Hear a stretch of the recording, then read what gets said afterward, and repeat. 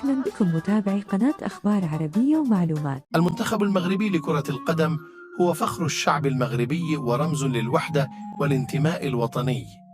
لاعبو هذا المنتخب يمثلون الألوان الوطنية بشجاعة وإخلاص ومهارة، ويسعون دائما لتحقيق الانتصارات والألقاب التي ترفع رأس المغرب في المحافل الدولية.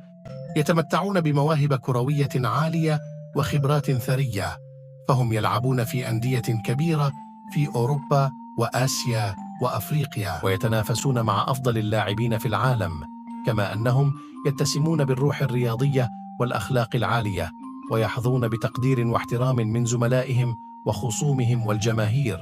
لاعبي المنتخب المغربي يشكلون عائلة واحدة، يتحدون في الملعب وخارجه، ويتبادلون النصائح والتشجيع والدعم. هذا التعاون والتضامن ينعكس على أدائهم ونتائجهم، فهم يقدمون مباريات رائعة ومثيرة، ويحققون انتصارات مستحقة ومشرفة. يحملون في قلوبهم حب الوطن والولاء للملك والشعب، ويعبرون عن ذلك بالروح الوطنية، وهي الأغنية الرسمية للمنتخب التي تعكس مشاعر الفخر والعزة والتحدي والإيمان.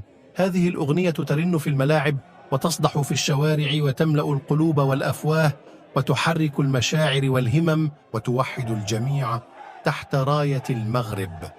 لاعبي المنتخب المغربي هم أبطال وأساطير، هم مصدر الفرحة والأمل والفخر للمغاربة، هم نموذج للنجاح والتميز والتفوق في كرة القدم، هم سفراء للمغرب ورسل للسلام والتعايش في العالم.